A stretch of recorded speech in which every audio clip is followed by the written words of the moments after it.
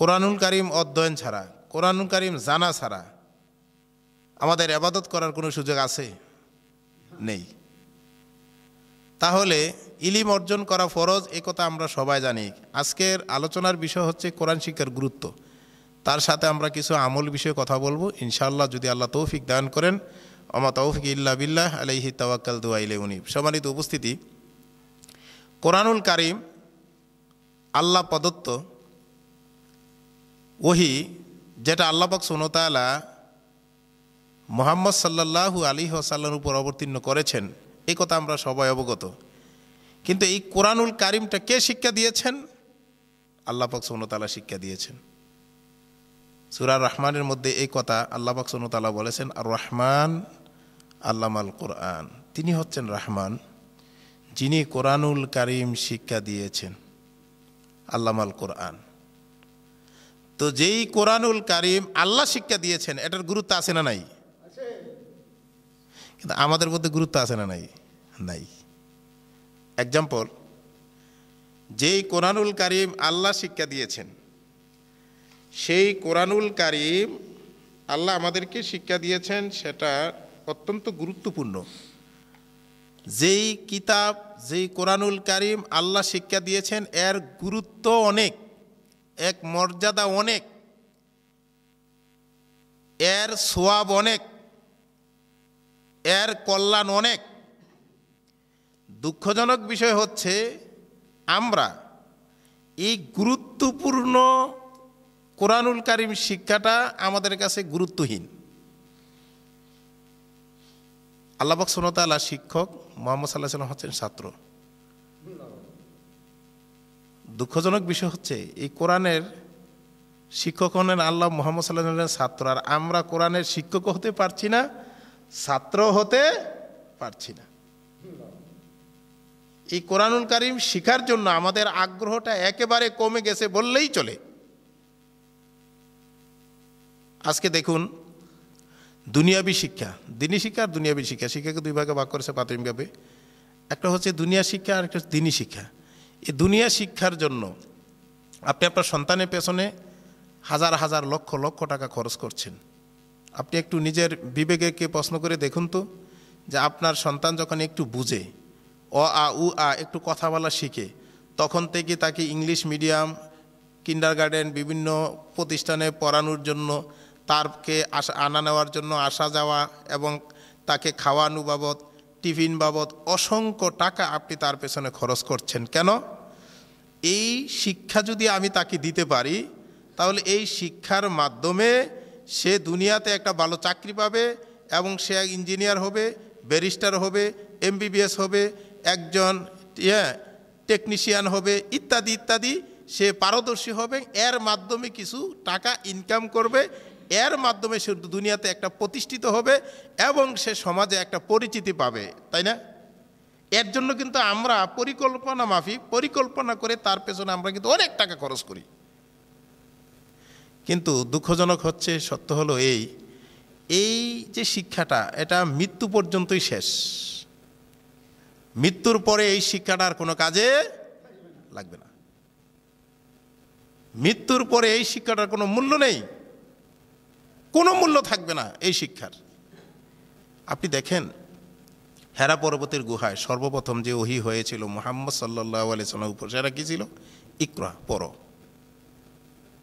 বিসমি রব্বিকাল্লাযী খালাক,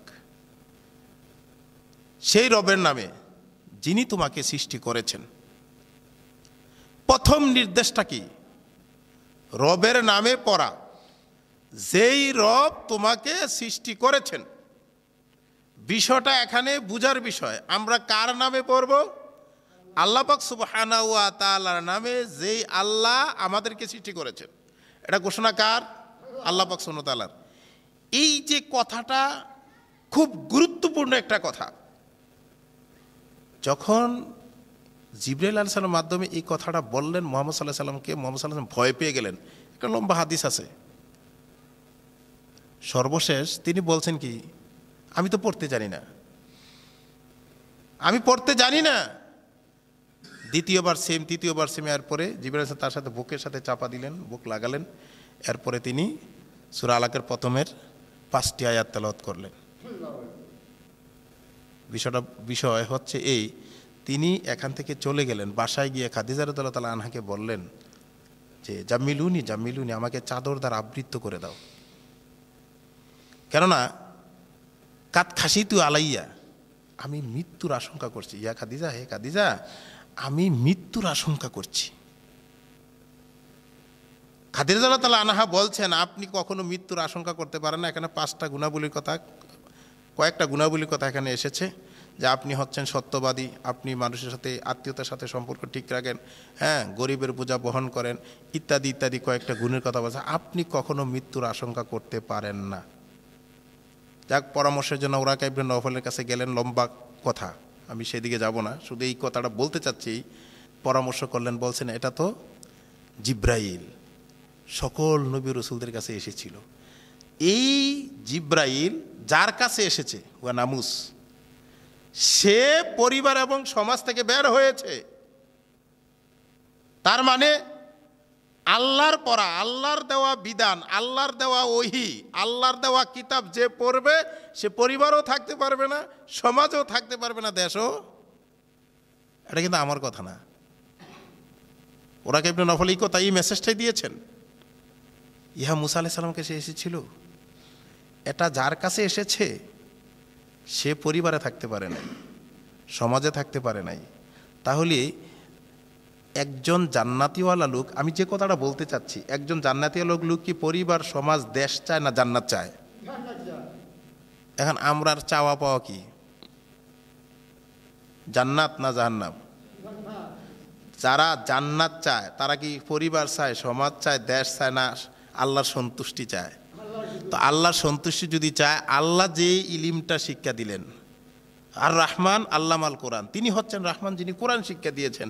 এখন এই কোরআন আপনি শিখতে পারলেন না, কোরআন শিক্ষা গ্রহণ করতে পারলেন না, এই কোরআন শিক্ষা গ্রহণ না করার কারণে আপনি কি আল্লাহর সন্তুষ্টি কামনা করতে পারেন? আপনি কোরআন ছাড়া ইবাদত করা সম্ভব না। এক্সাম্পল, সলাতে দাঁড়ান, আপনি সলাতে দাঁড়ালে কোরআনুল কারীম তেলাওয়াত ছাড়া সলাত আদায় করতে পারবেন? সম্ভব? তাহলে কোরআনুল কারীম জানা দরকার আছে না নাই? এখন এই কোরআনুল কারীম জানার জন্য আমাদের মধ্যে আগ্রহ খুঁজে পাওয়া যায় না। বারা ইবনে আজিব রাদিয়াল্লাহু তাআলা থেকে একটা হাদিস, আল্লাহ রাসূল সাল্লাল্লাহু আলাইহি সাল্লাম একদিন এক আনসারীর জানাজায় গেলেন। হাদিসটা মনোযোগ সহকারে শুনবেন। কার জানাজায় গেছেন? আনসারীর জানাজায় গেলেন। এখনো আনসারীর কবর কুরা শেষ হয় নাই, এখনো আনসারীর কবর কুরা কি হয় না, শেষ হয় নাই। আল্লাহ রাসূল সাল্লাল্লাহু আলাইহি সাল্লাম ও সাহাবায়ে কেরামগণ কবরের পাশে এমনভাবে বসে গেলেন, রুউসিনাত তৈ, তার মাথার মধ্যে পাখি বসে আছে। এই মুভমেন্টে আল্লাহ রাসূল সাল্লাল্লাহু আলাইহি সাল্লাম হাতের মধ্যে একটা উদ নিলেন, মানে কাঠের অংশ নিলেন, নিয়ে তিনি এই কাঠের অংশটা দিয়ে মাটিটাকে এইভাবে দাগ দিচ্ছেন আর বলছেন, ইস্তাইজ বিল্লাহ, ইস্তাইজ বিল্লাহ, তোমরা আল্লাহর কাছে সাহায্য চাও, মিন আযাবিল কবর, কবরের শাস্তি থেকে, মাররাতাইনি আও সালাসা, 2 বার অথবা 3 বার। কি বলছেন? ইস্তাইজ বিল্লাহ, তোমরা আল্লাহর কাছে আশ্রয় চাও, সাহায্য চাও, মিন আযাবিল কবর, কবরের শাস্তি থেকে, মাররাতাইনে আও সালাসা, 2 বার অথবা 3 বার। এখন গেলেন জানাজা দিতে, গেলেন কি করতে? বিষয়টা কিন্তু এখানে বিষয়টা বুঝার, গেলেন কি জন্য? একজনের জন্য জানাজা দিতে, মানে জানাজায় অংশগ্রহণ করবেন। আর আল্লাহ রাসূল সাল্লাল্লাহু আলাইহি সাল্লাম কি বলছেন? তোমরা আল্লাহর কাছে সাহায্য চাও কবরের শাস্তি থেকে 2 বার অথবা 3 বার।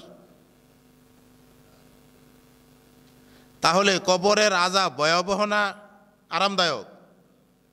খুবই ভয়াবহ। এরপরে যে কথাটা বলেছেন, হাদিসটা কয়েকভাবে এই হাদিসগুলি এসেছে, যে একজন মোমেন বান্দা যখন মারা যায়, ইন্না আবদাল মোমেন, যখন কোনো মোমেন বান্দা মারা যায়, তার কাছে মালাকুল মউত, যাকে আমরা বলি আজরাইল, এই মালাকুল মউত মাতার কাছে বসে, জান্নাতিওয়ালা ফেরেশতারা একটু দূরে বসে। বিষয়টা খেয়াল করেন। এখন যারা কোরআনুল কারীম শিখে, কোরআন আল্লাহ শিক্ষা দিয়েছেন মুহাম্মদ সাল্লাল্লাহু আলাইহি সাল্লামকে, তো এই কোরআনুল কারীম যারা শিখে, এই শিক্ষাটা কার জন্য? আল্লাহর সন্তুষ্টির জন্য। আল্লাহর বিধান দিল, যেই বিধানটা আমার পছন্দ, আল্লাহ বিধান দিলেন সেই বিধানটা আমার পছন্দ না, এটা দুইটা দিক। তো যারা মুমিন বান্দা তারা কাকে পছন্দ করে? আল্লাহর বিধানটাকেই যথাযথ বাস্তবায়ন করার জন্য চেষ্টা করে, এটাই স্বাভাবিক। কিন্তু যারা আল্লাহর বিধান মানে না তারা শয়তান। তারা কারা? তাদের পরিচয় কি? তারা হচ্ছে শয়তান। তারা কারা? আল্লাহর কথা যারা মানে না তারা কি? তো যারা কোরআন শিখতে চায় না তারা আসলে কি? আমি আপনাদেরকে যে কথাটা বলতে চাইছি, দেখেন, যখন কোনো মুমিন বান্দা মারা যায় তখন পাশে কে বসে? মালাকুল মউত। এরপরে দূরে থাকে জান্নাতুল ফেরেশতা জান্নাতি কাফড় নিয়ে। আমি আপনাদেরকে যে বিষয়টা বোঝাতে যাচ্ছি, এই মালাকুল মউত কি বলে মুমিন বান্দা হলে, এটা আপনার আমার জানা দরকার। কারণ এই পরিস্থিতিটা সম্মুখীন আপনাকে আমাকে হতে হবে। এই যে মৃত্যু, আপনার দাদা মারা গেছে, আপনার অনেকের বাবা মারা গেছে, অনেকের ভাই মারা গেছে, অনেকের প্রতিবেশী মারা গেছে, অনেকের ছেলে মারা গেছে, অনেকের ভাই বেরাদর আত্মীয় স্বজন মারা গেছে, যায় নাই? এখন আমরা কি মারা যাব না? মালাকুল মউত কি আমাদের কাছে আসবে না? আজরাইল আমাদের কাছে আসবে না? আমার মনে হয় যারা এই আল্লাহর কথা মানে না, আল্লাহর বিধিবিধান মানে না, মসজিদে আসে না, সালাত আদায় করতে চায় না, যারা ইসলামের কথা শুনতেও চায় না, মানতেও চায় না, তারা মনে হয় মারা যাবে না। তার কাছে মনে হয় কখনো আজরাইল আসবে না, নাউজুবিল্লাহ। তার কাছে কখনো মনে হয় মালাকুল মউত আসবে না। আসলে মালাকুল মউত আর কি, আমরা যদি বলি তাকে আজরাইল। তো এই যে মালাকুল মউত কি বলবে, এই কথাটা বলার জন্য আমি আপনাদেরকে যে কথা বলি, উনি বলবে কি? বলবে উখরুজি ইলা মাগফিরাতিম মিনাল্লাহি ওয়া রিদওয়ান। উখরুজি, তুমি বের হয়ে আসো, ইলা মাগফিরাতিম মিনাল্লাহ, আল্লাহর ক্ষমার দিকে, ওয়া রিদওয়ান, আল্লাহর সন্তুষ্টির দিকে। সুবহানাল্লাহ। আমি আপনাকে যে কথাটা বলতে চাই, যদি আপনি মুমিন বান্দা হন, যদি আপনি মুমিন বান্দা হন, তাহলে মালাকুল মউত আপনাকে বলবে উখরুজি, তুমি বের হয়ে আসো, ইলা মাগফিরাতিম মিনাল্লাহ, ইলা দিকে মাগফিরাত ক্ষমার দিকে, মিনাল্লাহ আল্লাহর ক্ষমার দিকে, ওয়া রিদওয়ান আল্লাহর সন্তুষ্টির দিকে। আমাদের কি মন চায় না আল্লাহর ক্ষমার দিকে এবং সন্তুষ্টির দিকে যাওয়ার? মন চায় কি না? তাহলে শর্তটা কি? মুমিন বান্দা হতে হবে। শর্তটা কি?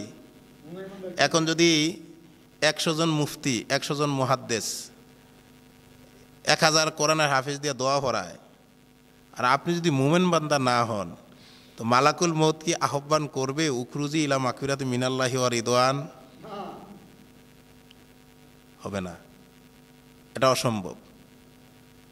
যদি হতো তাহলে নূহ আলাইহিস সালাম তার সন্তানের জন্য দোয়া করেছিলেন, কবুল হয়েছে? হয় নাই। মুহাম্মদ সাল্লাল্লাহু আলাইহি সাল্লাম তার চাচার জন্য দোয়া করছেন, হয়েছে? হয় নাই। আপনাকে আমল করতে হবে।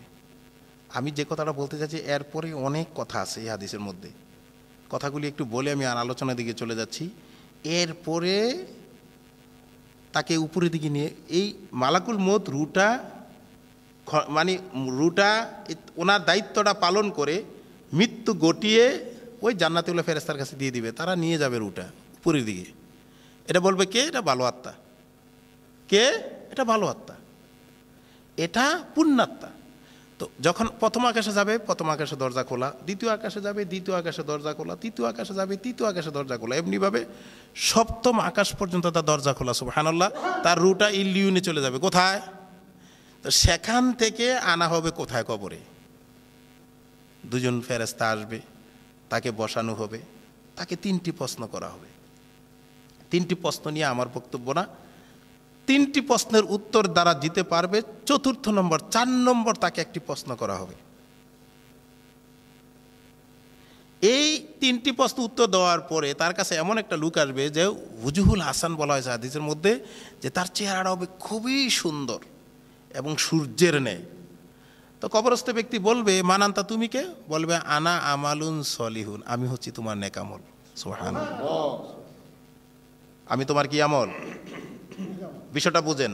আনা আমালুন সলিহুন, আমি ক্লাসের মতো ভেঙে বলছি এই কারণে যাতে আমরা কিছু আলোচনা বুঝে এটা বাড়িতে নিতে পারি। আমি এখন কিছু সুরটুর দিয়ে কথা বলে গেলাম, ও হুজুর খুব কথা বলছে, কি কথাগুলো যদি আমার বিবেকে না আসে, আমার ব্রেইনে না থাকে, আমার অন্তরে না থাকে, এটা যদি আমার উপকার না হয়, তো এই আলোচনা কর, শোনা না শোনা ওই আয়াত ইন্নাল্লাযীনা কাফারু সাওয়াউন আলাইহিম আনজারতাহুম আম লাম তুনজিরুহুম লা ইউমিনুন।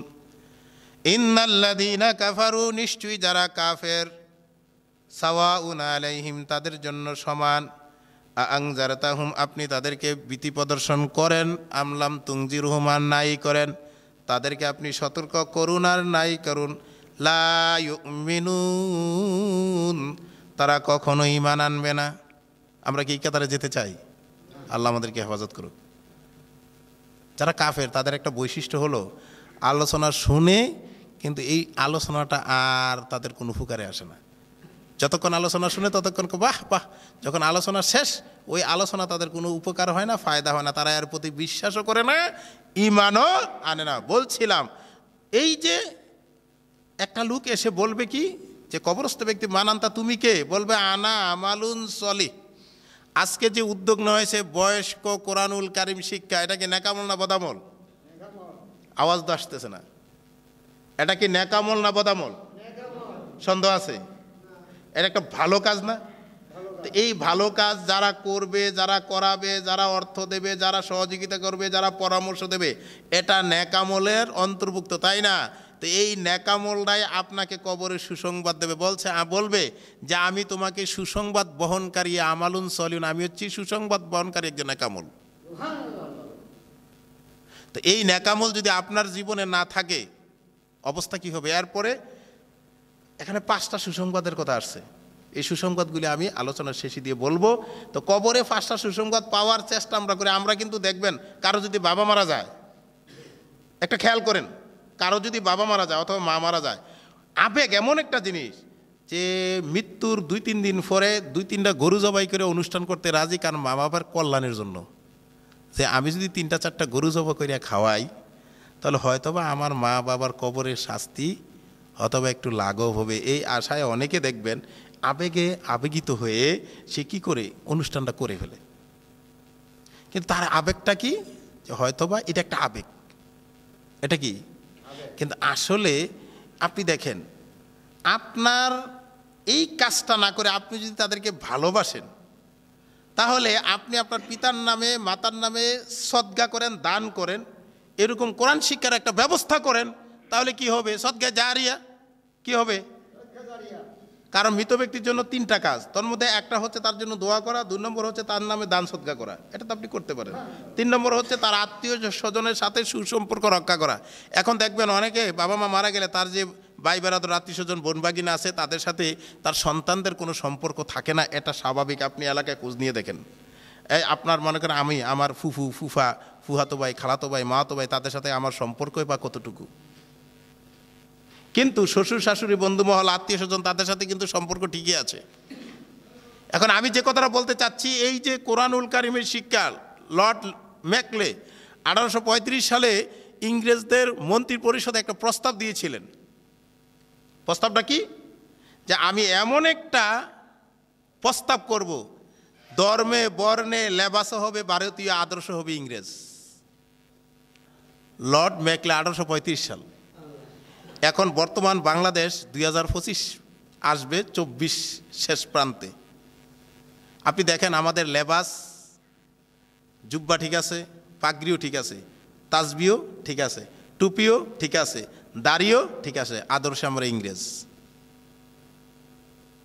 আমার কথা কি বিশ্বাস হলো? মুসলমানদের আদর্শ আমাদের মধ্যে নাই বললেই চলে। আপনি দেখেন কয়জনে কোরআন পারে, শুদ্ধ করে সহি করে কয়জনে কোরআন শিখতে পারে?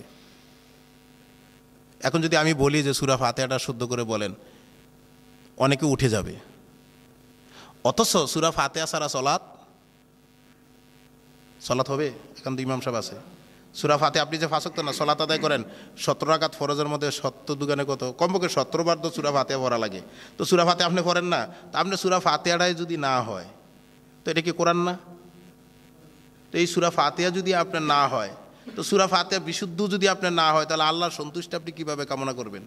এই জন্য হাদিসে রাসূল সাল্লাল্লাহু আলাইহি সাল্লাম বলছেন, মান সালাকা তরিকান ইয়ালতামিসু ফিহি ইলমান, মান সালাকা তরিকান, যেই ব্যক্তি একটা রাস্তায় চললো, ইয়ালতামিসু ফিহি ইলমান, যেই রাস্তায় গিয়েছে চেষ্টা করলো, চেষ্টা তো বোঝেন, যেমন আপনারা বয়স্ক শিক্ষা শুরু হবে ইনশাল্লাহ আজকে থেকে, এই যে এখানে এসে আপনি চেষ্টা করতেছেন কিন্তু আপনি শুদ্ধ করতে পারছেন না, কিন্তু এই চেষ্টার কারণে সাহালাল্লাহ, আল্লাহ সহজ করে দিবেন জান্নাতের রাস্তাটা, সুবহানাল্লাহ। এখন আপনার এই চেষ্টার কারণে যে আপনাকে জান্নাতের রাস্তা সহজ করে দেবে তার একটা দলিল দিচ্ছি আপনাদেরকে। আমরা সেই হাদিস অনেক শুনেছি।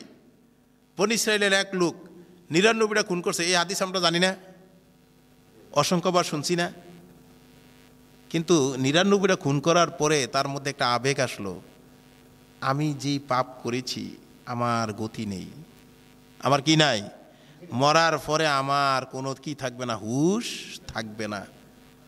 এই পাপের যদি বিচার হয় তাহলে এই ব্যক্তিকে আর হুশ থাকবো?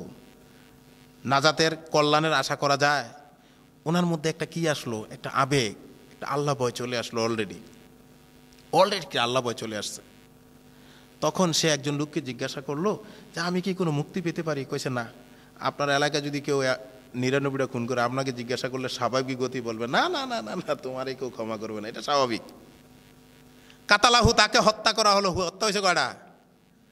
১০০। ৯৯ পরে একটা, ১০০। এরপরে একজনকে জিজ্ঞাসা করলো যিনি ধর্ম নিয়ে গবেষণা করেন, মনে করেন আপনার মসজিদের ইমাম সাহেব একজনে জিজ্ঞাসা করলো মুক্তি পেতে পারি? উনি বললো হ্যাঁ, পথ আছে, ওই গ্রামে যাও।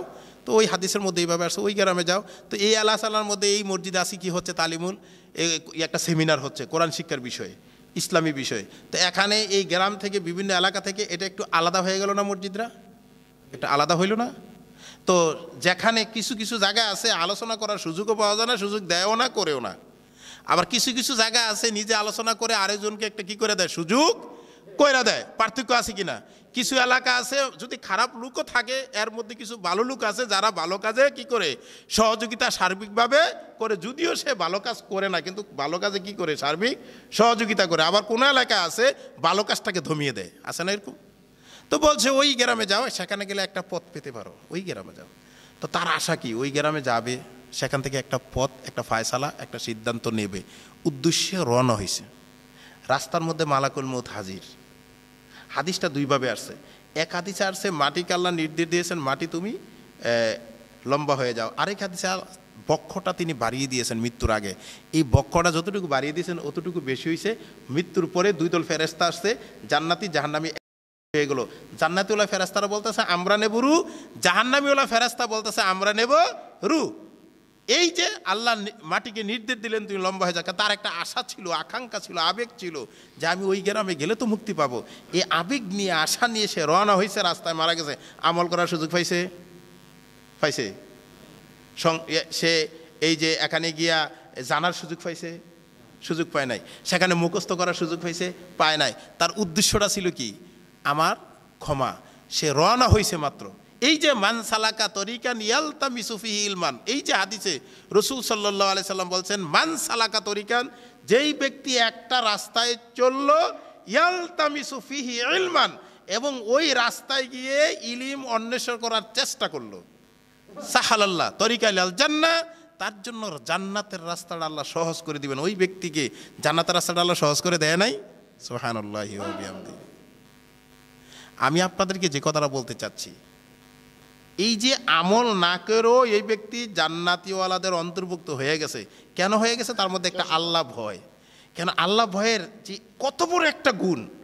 সূরা মরিয়ম ৭১-৭২ নং আয়াত আল্লাহ পাক সুবহানাহু ওয়া তাআলা বলছেন, একটু খেয়াল করেন, আল্লাহ ভয় যদি থাকে, ওই ভয়ের কারণে ওই ব্যক্তি জাহান্নামী হওয়ার পর আল্লাহ তাকে ক্ষমা করে দিয়েছে। সুবহানাল্লাহ। আল্লাহ ভয় যার মধ্যে থাকে তার আরেকটা গুণাবলী আপনাদের সামনে বলছি। সূরা মরিয়ম ৭১-৭২ নং আয়াত আল্লাহ সুবহানাহু ওয়া তাআলা বলছেন, ওয়া ইম মিনকুম ইল্লা ওয়ারিদুহা কানা আলা রাব্বিকা হাতমাম মাকদিয়া। আল্লাহ সুবহানাহু ওয়া তাআলা আখিরাতের ভয়ঙ্কর মঞ্জিলের মধ্যে একটা মঞ্জিলের নাম হচ্ছে ফুলসিরাত। একটু খেয়াল করেন, আমরা যারা কোরআনকে অবজ্ঞা করি, কোরআনের বিষয়টা আর একটু পরে কথা বলছি, কোরআনকে যারা আমরা অবহেলা করি, কোরআন শিখতে চাই না, কোরআন জানতে চাই না, কোরআন মানতে চাই না, কোরআনের প্রতি আমাদের অনীহা, কোরআনের প্রতি আমাদের অবজ্ঞা, কোরআনের প্রতি আমাদের অনিচ্ছা, যারা আমাদের এই অভ্যাসগুলি আছে, এই অভ্যাসগুলি আমাদেরকে ছেড়ে দিতে হবে। কেন আল্লাহ সুবহানাহু ওয়া তাআলা সূরা মরিয়মের এই ৭১ নং আয়াতে এই কথাই বলছেন, ওয়াই মিনকুম ইল্লা ওয়ারিদুহা কানা আলা রাব্বিকা হাতমান মাকদিয়া। আখিরাতের ভয়ঙ্কর মঞ্জিলের মধ্যে একটা মঞ্জিলের নাম হচ্ছে ফুলসিরাত। আল্লাহ সুবহানাহু ওয়া তাআলা বলছেন তোমাদেরকে অবশ্যই এই ফুলসিরাত অতিক্রম করতে হবে। এখন আমরা কোথায় যেতে চাই?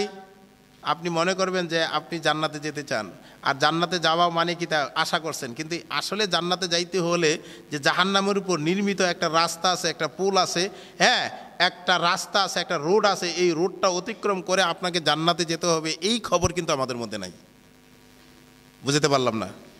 আপনি মনে করতেছেন যে মসজিদে আসতেছি, যাইতেছি, আজান দিতেছি, আর মসজিদে জায়গা দিচ্ছি, 10 টাকা দান করছি, আমি জান্নাতে চলে যাব।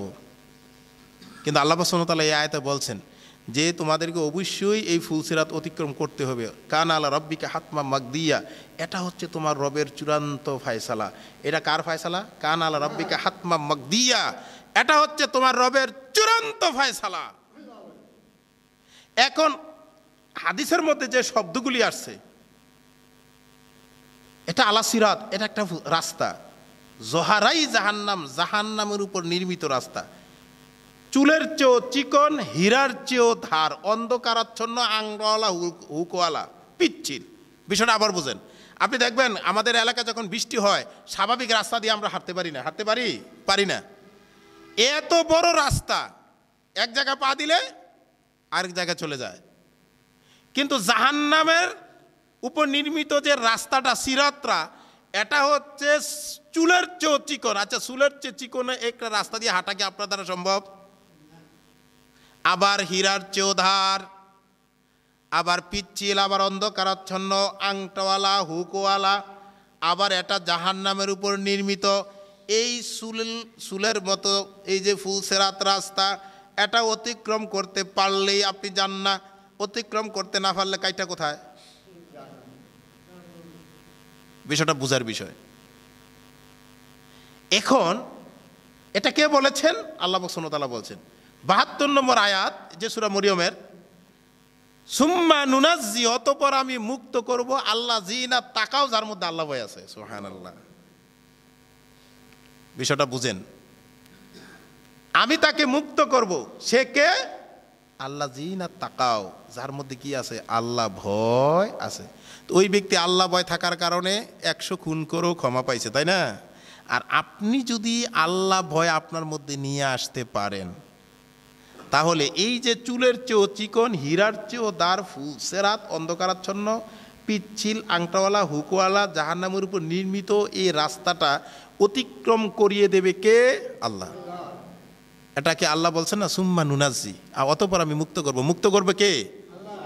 অতিক্রম করিয়ে দেবে কে? আল্লাহ। পার করিয়ে দেবে কে? আল্লাহ। এই বিশ্বাস আমাদেরকে রাখতে হবে। এটা কোরআন, আমি যে কথাটা বলছি কোরআন থেকে। কিন্তু যারা আল্লাহকে ভয় করে না, তারা কি পাপী না? গুনাহগার না? আপনি যত বড়ই অপরাধ করেন, যদি আল্লাহর ভয় আপনার থাকে, এই আল্লাহ ভয় আপনাকে অবশ্যই ক্ষমার ধারপ্রান্তে পৌঁছে দেবে। আর আপনি যদি অপরাধ করার পরে আল্লাহ ভয় আপনার মধ্যে না থাকে, আল্লাহ সুবহানাহু ওয়া তাআলা এরপরের আয়াতে বলছেন, ওয়া নাযারুদ যালিমিনা ফিহা জিসিয়া, যারা জুলুমবাজ, যারা অত্যাচারী, যারা পাপী, যারা গুনাহগার, নতজানু অবস্থায় জাহান্নামে ছেড়ে দেওয়া হবে। নাউযুবিল্লাহ। আমি বলতে চাচ্ছিলাম যে আল্লাহ পাক সুবহানাহু ওয়া তাআলা এই যে আল্লাহ ভয় যার মধ্যে থাকবে তাকে ক্ষমা করবে, এই কথাটা আমরা কোন জায়গায় পাইলাম? কোরআনুল কারিমে। কোন জায়গায় পাইলাম? তো এই কোরআন আপনাকে জানতে হবে, এই কোরআন আপনাকে শিখতে হবে। যেই কোরআন শিক্ষা দিয়েছেন কে? আল্লাহ। কাকে? মুহাম্মদ সাল্লাল্লাহু আলাইহি সাল্লামকে। আল্লাহ হচ্ছেন শিক্ষক, মুহাম্মদ সাল্লাল্লাহু আলাইহি সাল্লাম হচ্ছেন ছাত্র। এখন আমরা কোরআনের ছাত্র হইতে রাজি না, কোরআনের শিক্ষক হইতেও রাজি না। এখন কিন্তু আমাদের এই আমরার প্রজন্মে এসে, আমাদের বংশধরে এসে তারা কিন্তু কোরআন শিক্ষার প্রতি আগ্রহ নাই বললে চলে। অথচ ওই হাদিস আমরা সবাই জানি, খায়রুকুম মান তাআল্লামাল কুরআনা ওয়া আল্লামা, তোমাদের মধ্যে সে উত্তম যে কোরআন শিখে অন্যকে শিক্ষা দেয়। এটা আমরা জানি না? জানি, কিন্তু এটা কি মানি? এই কোরআন শিখার জন্য কয়জন আমরা চেষ্টা করি? কিন্তু ইংরেজি শেখার জন্য, গণিত শেখার জন্য, ইলেকট্রিশিয়ান শেখার জন্য, এমবিবিএস হওয়ার জন্য, ডাক্তার হওয়ার জন্য, দুনিয়াবি যত শিক্ষা আছে তার জন্য যেখানে যা দরকার, যেখানে যা করার দরকার, যেখানে যত টাকা খরচ করার দরকার সব ঠিক আছে। কিন্তু কোরআন শিক্ষার জন্য আমরা নিজেরাও চেষ্টা করি না এবং অন্যকেও আমরা এই ব্যাপারে উৎসাহিত করি না, এটাই ঠিক। দেখেন শিক্ষার কি মূল্য। যখন আদম আলাইহিস সালামকে আল্লাহ পাক সুবহানাহু ওয়া তাআলা সৃষ্টি করার পরে জান্নাতে থাকার বসবাস করার জন্য হুকুম দিলেন, তখন তিনি আল্লামাল আদামা আসমা আকুল্লাহা, আল্লামা শিক্ষা দিলেন আদমকে, আসমা আকুল্লাহা কে শিক্ষা দিছেন? আল্লাহ। কাকে দিছেন? আদম আলাইহিস সালাম। কি দিছেন? সমস্ত নাম সমূহ শিক্ষা দিলেন। আপনি দেখেন যারা জানে যারা জানে না তাদের মধ্যে পার্থক্যটা দেখেন। এরপরে বলছেন এগুলি তুমি যাও ওই ফেরেশতার সামনে উপস্থাপন করো। প্রথম বলছে তোমরা এই নামগুলি বলো, ফেরেশতাদেরকে বলছে আমরা তো লা ইলমা লানা ইল্লা মা আল্লামতানা, আমরা তো জানি না, যতটুকু আপনি শিক্ষা দিয়েছেন অতটুকু জানি, এর বাইরে আমরা কিছুই জানি না। আদম আলাইহিস সালাম তুমি এগুলি বলে দাও। আদম তো টপ টপ করে সব বলে দিলেন, সুবহানাল্লাহি ওয়া বিহামদি। বলে দেওয়ার কারণটা কি? আল্লাহ আগে আদম আলাইহিস সালামকে শিক্ষা দিয়েছেন। তাহলে এই শিক্ষাটা আজকে আমাদের উপরে যে ফরজ, এই ফরজ শিক্ষাটা, যেমন কোরআন, পৃথিবীতে এমন কোনো গ্রন্থ নেই, এমন কোনো কিতাব নেই তেলাওয়াত করলে সওয়াব হবে, কল্যাণ হবে, কিন্তু কোরআনুল কারীমের একটা হরফ পড়লে 10 নেক। উপরে তো আছে আলহামদুলিল্লাহ, নিম্ন কত? 10। এবিসি পড়লে 10 হবে, কিয়ামত পর্যন্ত কেউ বলতে পারবে? অ আ ক খ পড়লে 10 নেক হবে, কেউ বলতে পারবে? কিন্তু যেই কিতাব আল্লাহ পাক সুবহানাহু ওয়া তাআলা সূরা বাকারা প্রথম দিকে বলছেন আলিফ লাম মিম যালিকাল কিতাবু লা রাইবা ফীহি হুদাল লিল মুত্তাকিন, আলিফ লাম মিম এগুলো হরফে মুকাত্তাআত, আল্লাহু আ'লামু বিমুরাদি, এর অর্থ আল্লাহ ভালো জানেন। যালিকাল কিতাব, এটা এমন একটা কিতাব, লা রাইবা ফী, যার মধ্যে কোনো রাইবুন নাই, সন্দেহ নাই, ফি এর মধ্যে কি নাই? কোনো সন্দেহ নাই। সন্দেহমুক্ত কোরআন শিখতে আপনার কেন অবহেলা? আপনি নিজেও শিখছেন না, আপনার সন্তানকেও শেখানোর ব্যবস্থা করছেন না। এটা দুঃখজনক, এটা অত্যন্ত পরিতাপের বিষয় যে এই কোরআন আমি নিজেও শিখলাম না, আরেকজনকেও শিখালাম না। যেই কোরআনের সার্টিফাই করেছেন কে? আল্লাহ পাক সুবহানাহু ওয়া তাআলা, মহান রব রব্বুল আলামিন এর সার্টিফাই করেছেন যে জালিকাল কিতাব, এটা এমন একটা কিতাব লা রাইবা ফি, যার মধ্যে কোনো সন্দেহ নেই, হুদাল লিল মুত্তাকিন, মুত্তাকিনদের জন্য পথ প্রদর্শক। মুত্তাকি কারা? একটু আগে ব্যাখ্যা করেছি, যারা আল্লাহকে ভয় করে, ইত্তাকি আনিল মাসি, যারা পাপ থেকে নিজেকে বিরত রাখে। এই মুত্তাকিনদেরকে পথ দেখাবে, যারা আল্লাহকে ভয় করে তাদেরকে কোরআনুল কারীম পথ দেখাবে। এই কোরআনুল কারীমের একটা হরফ কেউ যদি পড়ে কয়টা নেক? 10টা। এর থেকে 70 থেকে 700 আরো অনেক বৃদ্ধি করে দেবেন আলহামদুলিল্লাহ। তাহলে আপনি একটা হরফ পড়লেন, সওয়াব হচ্ছে না? সওয়াবের প্রয়োজন আছে না নাই? ওই যে বললাম কবরে গেলে কি আমালুন সালিহ, নেকামল। তো আপনি যদি কোরআন পড়েন, নেকামল না বদামল? এই আমলটা একদিন ওজন দেওয়া হবে না? এটা কি আমরা জানি না? ওজন দেওয়া হবে কি না? তো আমল যদি না থাকে ওজন দিবি কি? হাসরের মাঠে সূরা বনী ইসরাঈল আল্লাহ পাক সুবহানাহু ওয়া তাআলা বলছেন, আপনাকে যখন বলা হবে ইকরা কিতাবাক, তুমি তোমার আমলনামা পাঠ করো, সেই সময় দেখা যাবে গান বাজনায় আপনি উপস্থিত, রাজনৈতিক মিটিংয়ে উপস্থিত, জারি গানে উপস্থিত, জুয়া খেলায় উপস্থিত, সামাজিক অশ্লীল অসামাজিক কাজও আপনি উপস্থিত। কিন্তু দেখা যায় আপনার মধ্যে কোনো ভালো কাজ একেবারে নেই। কোরআন তালাত নেই, মসজিদে নেই, ভালো কাজে নেই, হজে নেই, সিয়ামে নেই, জাকাতে নেই, ভালো কোনো কর্মে আপনাকে খুঁজে পাওয়া যায় না। আপনি যখন আমলনামাটা দেখবেন, আপনার সামনে যখন উপস্থাপন করা হবে, আপনাকে বলা হবে ইকরা কিতাবাক, তুমি তোমার আমলনামা পড়ো। এখন আমলনামা আপনি যখন এমনি দেখতে থাকবেন, তখন দেখবেন যে আমলনামার মধ্যে কিছুই নাই। এই জন্য আল্লাহ সুবহানাহু ওয়া তাআলা সূরা ইনফিতার 4 নম্বর আয়াতে বলছেন, ওয়াইজাল কুবুরু বুসিরাত আলিমাত নাফসুম মা কাদ্দামাত ওয়া আখারাত। ওয়াইজাল কুবুরু বুসিরাত, মানুষ যখন কবর থেকে উঠবে, এই পৃথিবী যখন ধ্বংস হয়ে যাবে তখন আমরা কবর থেকে উঠব। এই পৃথিবী যখন ধ্বংস হয়ে যাবে আমরা কি থেকে উঠব? কবর থেকে উঠব। একটু খেয়াল করেন, আল্লাহ বলছেন ওয়াইজাল কুবুর বুসিরা, যখন মানুষ কবর থেকে উঠবে, আলিমাত নাফসুন, আলিমাত জানবে, নাফসুন মানুষ, কদ্দামাত ও আখারাত, সে কি প্রেরণ করেছে এবং দুনিয়াতে কি ছেড়ে এসেছে। কাদ্দামাত সে কি প্রেরণ করেছে, ও আখারাত পৃথিবীতে কি ছেড়ে এসেছে। আপনি যখন জানবেন যে আপনার বাড়ি ছিল, গাড়ি ছিল, টাকা ছিল, পয়সা ছিল, চেয়ারম্যান ছিলেন, মেম্বার ছিলেন, নেতা ছিলেন, মাস্টার ছিলেন, ব্যারিস্টার ছিলেন, এমবিবি ছিলেন, এটা জানলেন, আখেরাতের জন্য কিছু নাই, দেখলেন কিছুই আপনি প্রেরণ করতে পারেন না, এটা আফসোস। আপনি যদি কোরআন শিখতে পারতেন, মহামূল্যবান কোরআনুল কারীম, এটা কমপক্ষে পরকালে আপনার জন্য একটু উপকার হতো। আপনার সন্তানকে শিখাতে পারতেন, উপকার হতো। আপনার নাতিকে শিখাতে পারতেন, উপকার হতো। কয়েকজন অসহায় ছেলে মেয়ে এবং যারা অসহায় পড়তে পারে না টাকার জন্য, তাদেরকে যদি আপনি একটা ব্যবস্থাপনা করে দিতেন, এটা আপনার জন্য উপকার হতো। আপনি এই কাজটা করেন না, কিন্তু আপনার আল্লাহ তৌফিক দিয়েছিলেন, আপনাকে আল্লাহ সমর্থ দিয়েছিলেন, এই সমর্থটা আপনি কাজে লাগাননি। আল্লাহ সুবহানাহু ওয়া তাআলা বলছেন ওয়াইজাল কুবুর বুসিরা, যখন মানুষ কবর থেকে উঠবে, আলিমাত নাফসুম মা কাদ্দামাত ওয়া আখারাত, মানুষ জানবে যে আখিরাতে পরকালের জন্য সে কি প্রেরণ করেছে, দুনিয়াতে কি ছেড়ে এসেছে। ইয়া আইয়ুহাল ইনসান মা গাররাকা বিরাব্বিকাল কারীম, হে মানুষ, কিসে কোন জিনিস তোমার রবের ইবাদত থেকে তোমাকে গাফেল রাখলো, কিসে কোন জিনিস। কোরআন শিখতে কেন আজকে আমরা দূরে, কোন জিনিস আপনাকে কোরআন শিক্ষা থেকে দূরে রাখলো। যেই কোরআনের একটা হরফ পড়লে 10টা নেক, এই সওয়াব অর্জন করতে আপনাকে কিসে বাধা দিল। আল্লাহ বলছেন ইয়া আইয়ুহাল ইনসান, হে মানুষ, মা গাররাকা বিরাব্বিকাল কারীম, কিসে কোন জিনিস তোমাকে রবের ইবাদত থেকে দূরে রাখলো। দুটা জিনিস রাখে, মানুষের ইবাদত করতে পারে না যাদের দুইটা বদভ্যাস আছে। কয়টা? এক, যাদের সম্পদের লোভ আছে। দুই, যাদের সন্তানের লোভ আছে। সম্পদ এবং সন্তান মানুষকে ভালো কাজ করতে দেয় না, অথচ সম্পদ মরার সাথে সাথে শেষ। সম্পদ আপনার অতটুকু যা খেয়েছেন শেষ করে দিয়েছেন, যা পরিধান করেছেন পূরণ করে দিয়েছেন, তাসাদ্দাকতা যা দান করেছেন জমা রেখেছেন। সম্পদ কয়টা?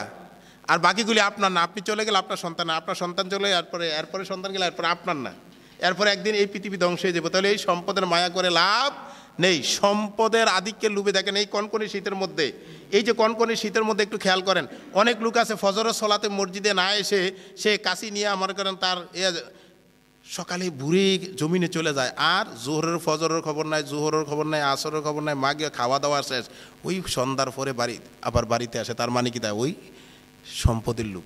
অনেকে দেখবেন ব্যবসা করে সকালে যায় আর রাত 12টায় আসে, শুধু কিভাবে বেশি সেল দিতে পারবে, বেশি টাকা লাভ করতে পারবে, কিন্তু ইবাদতের তার কোনো খবর নাই। আমি সেদিকে যাচ্ছি না, আমি যে কথাটা বলতে চাচ্ছি, দুইটা লোভ মানুষকে ইবাদত থেকে গাফেল রাখে। আল্লাহ বলেছেন আলহাকুমুত তাকাসুর হাত্তা জুরতুমুল মাকাবির, সূরা মুনাফিকুনের শেষের দিকে বলেছেন ইয়া আইয়ুহাল্লাযীনা আমানু লা তুলহিকুম আমওয়ালুকুম ওয়ালা আওলাদুকুম আন যিকরিল্লাহ। আমি আপনাদেরকে যে কথাটা বলতে চাচ্ছি সেটা হচ্ছে এই কোরআনুল কারীম শিক্ষা করা ব্যাপারে আল্লাহ সুবহানাহু ওয়া তাআলা ওয়ারাতিল কোরআনা তারতিলা, তোমরা তাজবিতে সহি শুদ্ধভাবে কোরআনুল কারীম তেলাওয়াত করো।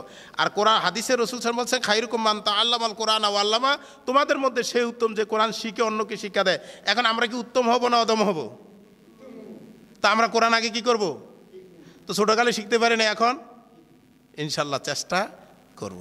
আমরা ইনশাআল্লাহ করব, তো আমরা চেষ্টা করি। এই চেষ্টা করার মাধ্যমে সাহলাল্লাহু তরিকাল জান্নাহ, আল্লাহ জান্নাতের রাস্তাটা সহজ করে দিবেন। আমরা তো আজীবন এই পৃথিবীতে থাকবো না, মারা যাবই যাব। কিন্তু অন্য আয়াত আল্লাহ বলেছেন আমানুত্তাকুল্লাহ ওয়াং তানজুর নাফসুম মা কাদ্দামাত লিগাদ, অত্তাকুল্লাহ, এখানে আল্লাহকে ভয় করার কথা 2বার বলেছেন। হে ঈমানদারগণ, তোমরা তাকাও, আল্লাহকে ভয় করো, তোমরা তাকাও, ওয়াল তানজুর নাফসুম মা কাদ্দামাত লিগাদ, তোমরা আগামীকালের জন্য কি প্রেরণ করছো তার দিকে তাকাও। আমি আপনাদেরকে অনুরোধ করছি যে আগামীকালের জন্য, মৃত্যুর পরজীবনের জন্য আপনি কি প্রেরণ করেছেন একটু তাকান। যদি আপনি কোরআনটাই না পারেন, তাহলে আপনি সূরা ফাতিহাটাই যদি 60 বছর জীবনে শুদ্ধ করতে না পারেন, আপনি তাসবিহ তাহলিলটা যদি শুদ্ধ করতে না পারেন, আপনি যদি সূরাটা ঠিকমতো শুদ্ধ করতে না পারেন, তাহলে আপনি যে ইবাদত করে এসেছেন পেছনে সব ইবাদত কি ভুল? তো ভুলগুলি আর শুদ্ধ কি মরার পরে করবেন না মরার আগে? বুঝাইতে পারি নাই। আপনি আজীবন আল্লাহু আকবার, এখানে আল্লাহু আকবার বললেন, এটা শুদ্ধ করার দায়িত্ব আপনার না? আলহামদু, এখানে আলা হামদু যদি আজীবন পড়েন, ইমাম সাহেব খতিব সাহেব আছে সম্মানিত লোক, সালাত হবে? আলা বললেন আলা হামদু না আলহামদু? রব্বিল আলামিন, রাব্বিল আলামিন কইলে হইব? হবে না। আপনি সুবহান রব্বিয়াল আলা, আপনি সুবহান রব্বিয়াল আলা বললেন, আলা আর আলা এক কথা? সুবহান রব্বিয়াল আজিম আপনি বলবেন, কিন্তু এখানে যদি সুবা পড়েন, সুবা সুবহা আর জায়গা সুবা বললেন, ভুল না শুদ্ধ? তো ভুল যদি আজীবন পড়েন আল্লাহ আপনাকে ক্ষমা করে দেবে? তাহলে আমাদের এই যে কোরআন শিক্ষাটা অতীব জরুরি। এই জন্য রাসূল সাল্লাল্লাহু আলাইহি ওয়াসাল্লাম তলাবুল ইলমি ফারিজাতুন আলা কুল্লি মুসলিম, প্রত্যেক মুসলিমের উপর ইলম অর্জন করা ফরজ। তো কোরআন শিক্ষা ফরজ না? তো এই কোরআন শিখতে হবে কেন? এই কোরআনটা কার কালাম? আমরা দেখেন সূরা গাশিয়ার শেষের 2 আয়াত, ইন্না ইলাইনা ইয়াবাহুম, ইন্না নিশ্চয়ই ইলাইনা আমার দিকে, ইয়াবাহুম তাদের প্রত্যাবর্তন, সুম্মা অতঃপর ইন্না আলাইনা হিসাবম তার কাছে আমার হিসাব নিকাশ। আবার খেয়াল করেন আয়াতটা, ইন্না ইলাইনা নিশ্চয়ই আমার দিকে, ইয়াবাহুম তাদের প্রত্যাবর্তন, আমরা যাব কার কাছে? সুম্মা ইন্না আলাইনা হিসাবাহুম আমার কাছে তাদের হিসাব নিকাশ, ফিরে যাব আমরা আল্লাহর কাছে, হিসাব দেব আল্লাহর কাছে। কিন্তু এই আল্লাহর কালাম আমরা পড়তে রাজি না। এই কালামের জন্য পকেট থেকে 10 টাকা বের হয় না। এই কালামের জন্য, কোরআনের জন্য 10 টাকা খরচ করতে চায় না। আমাদের বাংলাদেশে অধিকাংশ মসজিদের ইমাম সাহেবের বেতন বাকি থাকে, কিন্তু স্কুল কলেজ ইউনিভার্সিটি কিন্ডারগার্টেন ইমাম সাহেবের বেতন বাকি থাকে না। যদি 5,000 টাকা মাসে হয়, ওই 1 তারিখ আসার পূর্বে 30 তারিখের পূর্বে 5,000 টাকা পেট না, তো এর পরের মাসে আর কি আমার স্টুডেন্ট ভর্তি বাতিল করে দিব। কিন্তু ইমাম সাহেবের বেতন অধিকাংশ জায়গায় কি থাকে? বকেয়া থাকে। অথচ যেই ফরানার জন্য আপনার এই পরকালে কোনো লাভ নাই, তার টাকাটা আপনার আগে পেয়ে, আর কোরআন শিক্ষার জন্য যে ইমাম সাহেব এত কষ্ট করতেছেন তার টাকাটা আপনার বকেয়া। আমাদের আকীদাটা কেমন আপনি বুঝেন? আমি আপনাদেরকে যে কথাটা বলতে চাচ্ছি, এই কোরআন শিক্ষা এটা আল্লাহর বিধান, ওহী। এই ওহীকে একটা হরফ পড়লে কোরআন কয়টা নেক? দেখেন আল্লাহ রাসূল সাল্লাল্লাহু আলাইহি ওয়াসাল্লাম কেউ যদি একটা আয়াত সকালে অথবা বিকালে একটি আয়াত পড়ে, একটি উটের সমপরিমাণ সওয়াব। একটা উট আল্লাহ রাস্তা দান করে। হাদিসগুলি অনেক নিয়ে আসছিলাম, সময় আমাকে বেঁধে দেওয়ার কারণে আমি আলোচনাটা একেবারে সংক্ষিপ্ত করে ফেলেছি। এই হাদিসটা শুনেন, কেউ যদি সকালে ফজরের পরে একটা আয়াত পড়লেন, একটা উট আল্লাহ রাস্তা দান করলে যতটুকু সওয়াব অতটুকু সওয়াব। 2টা আয়াত পড়লে 2টা সওয়াব, 3টা আয়াত পড়লে 3টা সওয়াব। তাহলে আপনি চেষ্টা করেন একটা আয়াত পড়ার, চেষ্টা করেন 2টা আয়াত পড়ার, চেষ্টা করেন 3টা, চেষ্টা করেন 4টা। একটা উট কিনে আল্লাহ রাস্তা দান করা আমাদের দ্বারা সম্ভব না। তাহলে একটা আয়াত মুখস্থ করে অথবা পড়ে এই সওয়াবটা নিতে আমরা পারবো না? একটা উট আল্লাহ রাস্তা দান করলে যতটুকু সওয়াব, একটা আয়াত পড়লে অতটুকু সওয়াব। তো এই সওয়াবটা তো আমরা কমপক্ষে নিতে পারি। তো এটাকে আমরা এই কোরআন জানাওয়ালাদের জন্য না, না জানাদের জন্য? যারা কোরআন জানে তাদের জন্য। আপনি সহি শুদ্ধ বিশুদ্ধভাবে তাজবিদের সহিত সে কোরআনটা আপনি পড়েন, তাহলে একটি আয়াত আপনি পড়ার চেষ্টা করেন, মুখস্থ করেন। আপনি দৈনিক একটা আয়াত পড়েন, বেশি দরকার নাই। আপনি সূরা ফাতিহা 7টা আয়াত, কয়টা আয়াত? 7টা আয়াত 7 দিনে মুখস্থ করেন সহি করে। কয়দিনে? 7 দিনে করেন, সমস্যা কি? আর এইগুলি করার একটা পদ্ধতি আছে, নতুন নতুন অনেক আপডেট পদ্ধতি বের হয়েছে। এই আপডেট পদ্ধতি যদি আপনি অবলম্বন করেন, আজকে আমি কিছুক্ষণ সময় দেখাবো সামান্য আপডেট যে পদ্ধতিগুলি, এই আপডেট পদ্ধতিগুলি যদি আপনি অবলম্বন করেন, তাহলে ইনশাল্লাহ আপনি বৃদ্ধ অবস্থায় আপনি সহিভাবে ইমামতি করতে পারবেন, সমস্যা নাই। ইমাম সাহেব না থাকলে মাঝে মধ্যে ইমামতি করার লোক খুঁজে পাওয়া যায় না। ইমাম সাহেব না থাকলে আপনি ইমামতি করতে পারবেন যদি আপনি আপডেট সেই পদ্ধতিগুলি অবলম্বন করতে পারেন। আর আপনাদের কল্যাণেই আলহামদুলিল্লাহ যে এখানে একটা কোরআন শিক্ষার ব্যবস্থা করা হচ্ছে বয়স্কদের, শুনে অত্যন্ত খুশি হলাম। আল্লাহ পাক সুবহানাহু ওয়া তাআলা আমাদেরকে এই কোরআন শিক্ষার এই যে ব্যবস্থাপনা, এই ব্যবস্থাপনা আমাদের সবাই অংশগ্রহণ করার জন্য এবং শরিক থাকার জন্য উদাত্ত আহ্বান জানাচ্ছি। যারা উদ্যোগ নিয়েছেন আল্লাহ যেন তাদেরকে কল্যাণ দান করেন, বারাকা দান করেন, এবং এই ব্যবস্থাটা যেন আমাদের সর্ব অবস্থায় অব্যাহত থাকে। আল্লাহ যেন সেই তৌফিক দান করে, আমরা বলি আমিন। এই কাজে যারা বিভিন্নভাবে সহযোগিতা করেছেন, পরামর্শ দিয়েছেন, আল্লাহ যেন তাদেরকে কবুল করেন। এই কোরআনের শিক্ষা, এই বিষয়ে আমি কথা বলতে পারি না বিস্তারিত। কোরআনের শিক্ষা অত্যন্ত দামি শিক্ষা, কোরআনের শিক্ষা অত্যন্ত মূল্যবান শিক্ষা। যে কোরআন নাজিল হয়েছে লাইলাতুল কদর রজনীতে, কোরআন যেই রাতে নাজিল হয়েছে এই রাতের মর্যাদা কেমন? 1000 মাসের চেয়ে উত্তম। জি, 1000 মাসের চেয়ে উত্তম সওয়াব। এই কোরআন আপনি যদি আপনার অন্তরে থাকে, আপনার হৃদয়ে থাকে, আপনিও মূল্যবান। আপনিও কি মূল্যবান? তাহলে মূল্যবান জিনিস আমরা অর্জন করব না এটা বর্জন করব? অর্জন করব। আল্লাহ সুবহানাহু ওয়া তাআলা যেন আমাদেরকে এই কোরআনের অমীয় বাণী আমরা অর্জন করতে পারি, শিখতে পারি। সহিশুদ্ধ ওয়ারাত্তিলুল কোরআন তার তিলা তাসবিতের সহিত বিশুদ্ধভাবে এই কোরআন শিখে আমরা যেন আমাদের সলাৎ বিশুদ্ধ করতে পারি, আমাদের হজ বিশুদ্ধ করতে পারি, আমাদের সিয়াম বিশুদ্ধ করতে, আমাদের ইবাদতগুলি বিশুদ্ধ করতে পারি। আল্লাহ যেন সেই তৌফিক দান করে, আমরা বলি আমিন। এখন আমি আপনাদেরকে কিছু বাস্তব প্র্যাকটিক্যাল দেখাচ্ছি যে এই যে কোরআন শিক্ষাটা যে কত সহজ পদ্ধতি আপডেট নিয়ে আসছে, এই বিষয়টা আমি আপনাদের সামনে এখন তুলে ধরছি, ইনশাআল্লাহ একটু খেয়াল করেন।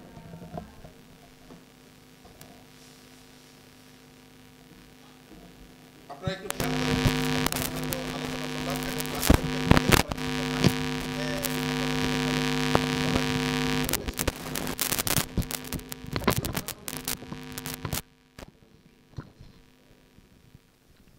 একটু আমরা খেয়াল করি তো দেখবেন, প্রথমত কোরআন শেখার জন্য আমরা যে ট্রেনিংটা দিয়েছি সেখানে আপডেট কয়েকটা ট্রেনিং আছে, নুরানি পদ্ধতি আরো অনেক আপডেট ট্রেনিং আছে।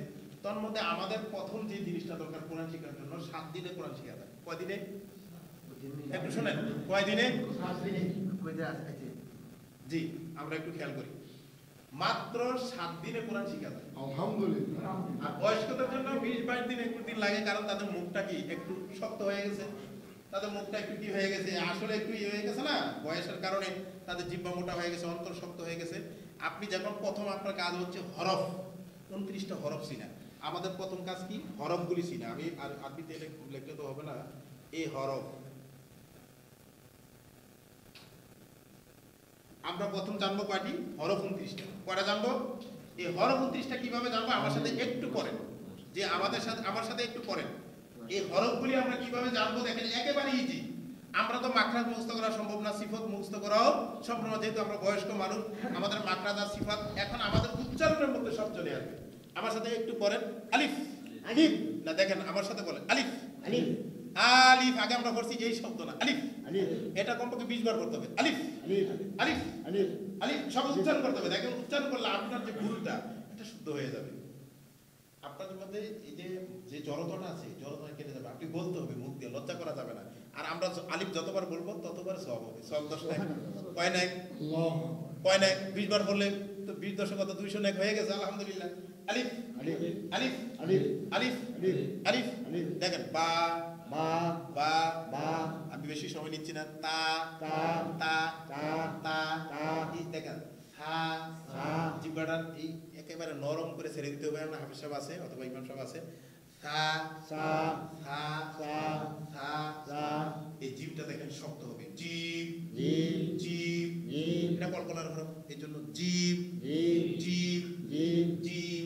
এবার দেখেন, হা হা, উচ্চারণ করেন, মুরব্বি একটু উচ্চারণ করেন। হা হা হা হা হা, খ খ খ, দাল দাল দাল, র র, সা সা, সিন সিন সিন শিন শিন শিন শিন, সাদ সাদ, দদ দদ, ত ত ত, আইন আইন আইন, গাইন ফা ফা, কফ, একটা ধাক্কা খাবে, কফ কফ কফ কফ, কাফ কফ কাফ, লাম মিম নুন ওয়াও হা হামজা ইয়া। এই যে 29টা হরফের পরে আপনাকে জানতে হবে হরকত, জের জবর পেশ। এটার একটা সুন্দর পদ্ধতি আছে। জের থাকে নিচে আর জবর থাকে উপরে, মাথা মোটা পেশাটা ওটাও থাকে উপরে। জের জবর পেশকে হরকত বলা হয়। হরকতের উচ্চারণ তাড়াতাড়ি করতে হয়। আপনি পদ্ধতি দেখেন, জের থাকে কোথায়? নিচে। জবর কোথায়? উপরে। পেশ মাথা মোটা।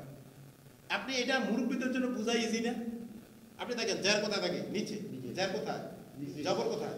উপরে। মাথা মোটা হইলেই না পেশ। জের থাকে নিচে আর জবর থাকে উপরে, মাথা মোটা পেশ ওটাও থাকে উপরে। জের জবর পেশকে হরকত বলা হয়। হরকতের উচ্চারণ তাড়াতাড়ি করতে হবে। 29টা হরফ পাইলাম, জের জবর পেশ, এটা হরকত পাইলাম। এটা হইলাম কি? হরকত। এটার নাম কি? হরকত। হরকত কয়টা? 3টি। হরকত কয়টা? এরপরে 2 জবর 2 জের 2 পেশ, 2 জবর 2 জের তানবিন। এরপরে পাইলাম কি? দেখেন, তানবিন 2 জবর 2 জের। এটা আমি এখন বলছি না, সময় যেহেতু কম। তাহলে আমরা পাইলাম 29টা হরফ, হরকত পাইলাম 3টা, তানবিন পাইলাম 3টা। ঠিক আছে। এরপরে আপনার দেখেন, সজম তাসদিদ। দেখেন, এই এটা দুই ভাবে হয়, কমা হয়, আরেক হলো জজম, আরেক হলো তাসদীদ।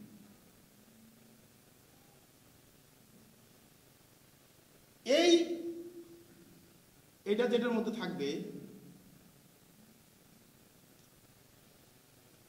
যজমলা হরফ তার আগের হরকতের সঙ্গে একত্রে একবার পড়া যায়। এই যে যজমলা হরফ, এই যজমটা যার মধ্যে থাকবে আগের হরকতের সাথে এটা পড়বে। কিসের হরকতের?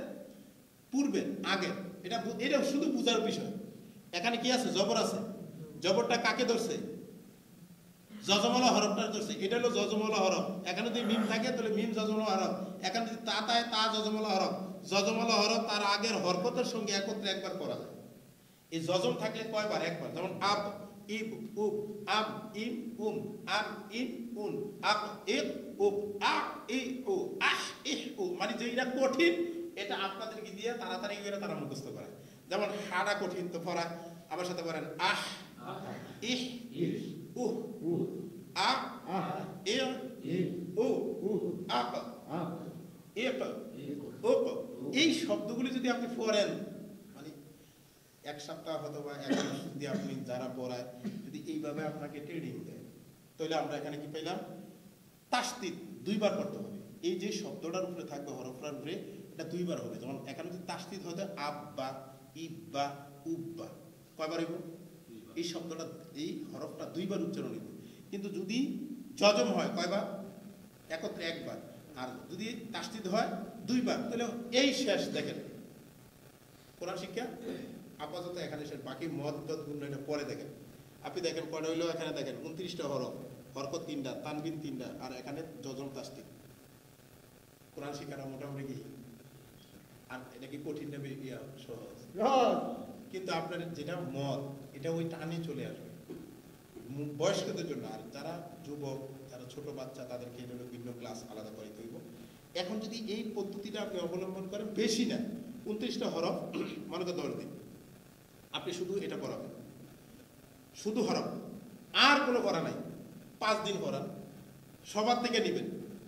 আজকে আপনি মনে করেন 5 দিন একাধারে সবারে পড়াইবেন। আলিফ, আমার সাথে পড়েন, আলিফ, বা, তা, সা, জিম। এটা মনে করে আধা ঘন্টা করে শুধু পড়াইবেন। এরপরে একজন মুরব্বীরে বলবেন আপনি পড়েন, লজ্জা করা যাবে না, সবাই পড়বে। ভুল হইলে শুদ্ধ করে দেবো যিনি টিচিং দিচ্ছেন।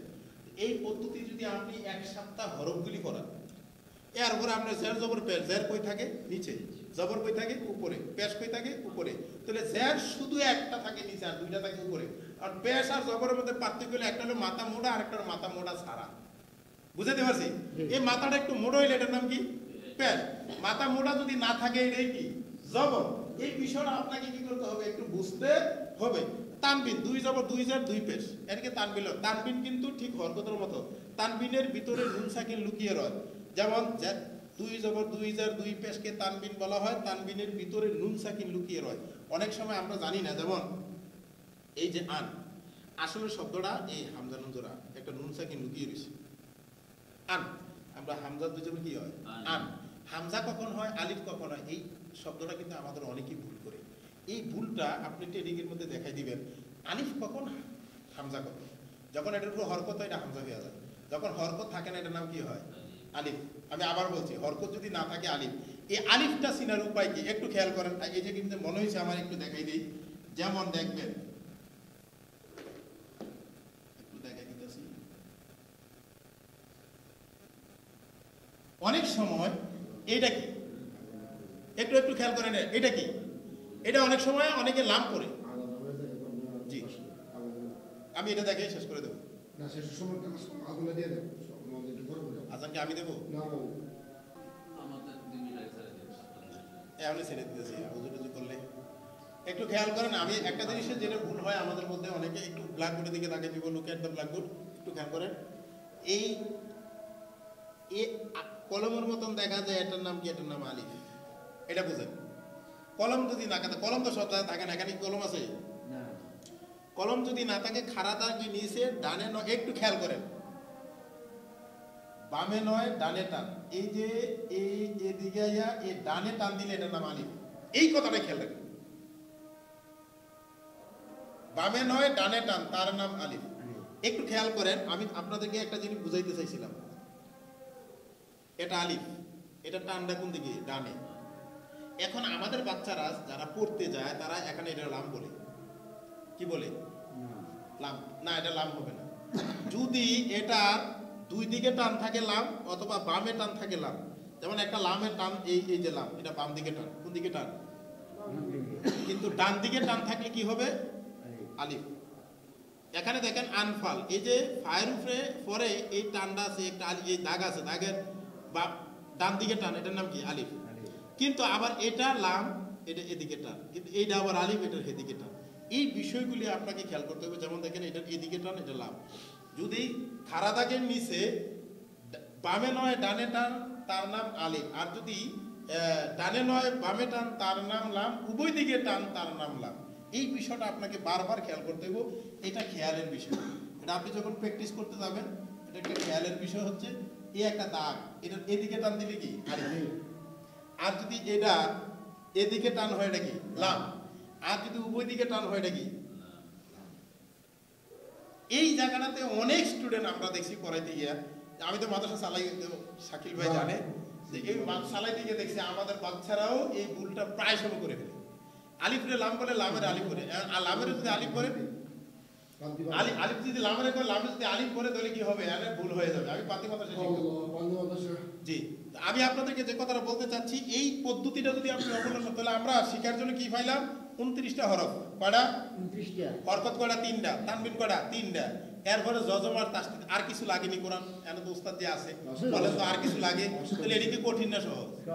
এখন আপনার কাজ হচ্ছে, আপনি ছোটকালে শিখতে পারেন নাই, আপনি ইচ্ছা করলে 10-15 দিনে এগুলি নিজে নিজে কোরআন শিখতে পারবেন। এরকম অসংখ্য লোককে আমরা কোরআন শিক্ষা দিয়েছি আলহামদুলিল্লাহ। আপনি এরপর আরেকটা বিষয়, আপনি পারেন না, তা আপনি চেষ্টা করেন, আল্লাহ এর মাধ্যমে সাহাল্লাহ তরিকা ইলাল জান্নাত, জান্নাতের রাস্তাটা আপনার জন্য সহজ করে দিব। এটা হাদিসের কথা। আমি আপনাদেরকে যে কথাটা বলতে চাচ্ছি, এই যে একটা মহান উদ্যোগ কোরআন শিক্ষার জন্য, কোরআন প্রতিটা হরফ কেউ যদি পড়ে 10টা নেয়। এখন কোরআন যেই রাতে নাজিল হয়েছে, এই রাতের মর্যাদা কেমন এটা তো আপনারা জানেন, খায়রুম মিন আলফি শাহর। তো কোরআন নাজিলের কারণে রাত্রের মর্যাদা যদি এমন হয়, কোরআন আপনি জানার কারণে, কোরআন আপনি মানার কারণে আপনার মর্যাদাকে আরো বেশি হবে না? এখন এই মর্যাদায় মর্যান্বিত যদি হতে চান, তাহলে কোরআন শিক্ষার বিকল্প কিছু নেই। যে কোরআন শিক্ষা দিয়েছেন রহমান, আর রহমান আল্লাহ কোরআন, তিনি হচ্ছেন রহমান, যিনি কোরআন শিক্ষা দিয়েছেন। কিসের মাধ্যমে? আল্লামা বিল কালাম। আমি সে আয়াতের ব্যাখ্যা করতে পারি নাই, কলমের মাধ্যমে। কলম দুই ভাবে বিভক্ত, একটা কলম আল্লাহর কলম, আর একটা হলো মানুষের কলম। যেমন আল্লাহ প্রথম কলম সৃষ্টি করছে, এই কলম বলছে তুমি তাকদীর লেখো। এই কলমটা কার কলম? আল্লাহর কলম। এই কলমটা কার কলম? আল্লামা বিল কালাম, কলমের মধ্যে কলম। এখন আমি আপনাদেরকে দেখাচ্ছি কিসের মাধ্যমে? এটা মানুষের কলম। এটা কার কলম? আর একটা কলম কার? আল্লাহ। আল্লাহর কলমের মধ্যে তাকদীর লেখা হয়ে গেছে। মানুষের কলম দিয়া আপনি কোরআন শিখবেন না দুনিয়াবী শিক্ষা শিখবেন, সিদ্ধান্ত আপনার। দুনিয়াবী শিক্ষা শিখলে আপনাকে জাহান্নামে নিয়ে যাবে, কোরআন শিখলে কোরআন আপনাকে জান্নাতে নিয়ে যাবে। রমজান মাস আসলে ওয়াজ করা হয়, আলোচনা করা হয় মসজিদে মসজিদে, যে ইয়াসফিয়ান দুটি জিনিস শাসনের মাঠে সাফায়াত করবে। একটার নাম কি? সিয়াম, আর একটা হচ্ছে কোরআন। একটার নাম কি? সিয়াম, আর একটা নাম কি? কোরআন। আপনি কিতাবুত তাহারাতের প্রথম হাদিস যদি উনি পড়ে থাকেন, যে আল কোরআন হুজ্জাতুল্লাহ আলাইকা বি, কোরআন মানুষের পক্ষে এবং বিপক্ষে সাক্ষী দিবে। কোরআন যদি আপনি মানেন পক্ষে, কোরআন যদি না মানেন বিপক্ষে। কোরআন শিখেন পক্ষে, কোরআন শিখেন না বিপক্ষে। কোরআন শিখলেন রুব্বা তালাল কোরআন আলান না, যে ব্যক্তি ভুল কোরআন তেলাওয়াত করে তার জন্য আল্লাহর পক্ষ থেকে লানত, গজব, নাউজুবিল্লাহ। এখন আমরা কি ভুল শিখবো না শুদ্ধ শিখবো? শুদ্ধ। আমরা কি কোরআন জানবো না কোরআন না জেনে আমরা জাহান্নামে যাবো? আমরা জানবো। আমরা জানতে তো কোনো দোষ নাই, চেষ্টা করতে দোষ নাই। তো আমি আমার পক্ষ থেকে আন্তরিকভাবে ধন্যবাদ জানাচ্ছি এবং দোয়া করছি যারা এই উদ্যোগ গ্রহণ করেছেন, এই যে বয়স্ক শিক্ষার জন্য যে উদ্যোগটা নিয়েছেন। আমি দোয়া করছি আল্লাহ যেন তাদের উদ্যোগগুলি কবুল করে পরকালে জাহান্নাম থেকে হেফাজত করে এবং তাদের পরিবার বর্গকে আল্লাহ ক্ষমা করে। আমি আরো অনুরোধ করছি আপনাদেরকে এই অনুষ্ঠানে, মানে এই কোরআন শিক্ষার এই যে প্রোগ্রামে আপনারা থাকবেন। কিচ্ছু পারেন না, বসলেও করবেন, বসলেও কি এটা কোরআনের মজলিস। এই কোরআনের মজলিসে বসলেও আপনি সওয়াব পাবেন। কি পাবেন? আপনি এখানে বৈশা আপনি যদি চেষ্টা করেন আর এই চেষ্টার মাধ্যমে ওই যে বললাম না 100 ভুল করেও সে জান্নাতে চলে গেছে, আপনি বসে থাকার কারণে আল্লাহ আপনাকে ক্ষমা করে দিতে পারে। এই এলাকা যারা আছে সবাইকে উদ্বুদ্ধ করবেন, সবাই যেন কমপক্ষে এই প্রোগ্রামের মধ্যে অংশগ্রহণ করে শরীক হয় এবং প্রোগ্রামে যেন একটু সময় দেয়, প্রোগ্রামকে যেন একটু সাপোর্ট করে, সেই প্রত্যাশা দাবি দাওয়া রেখে আমি আমার আজকের এই প্রোগ্রাম এখানে শেষ করছি। সুবহানাকাল্লাহুম্মা রাব্বানা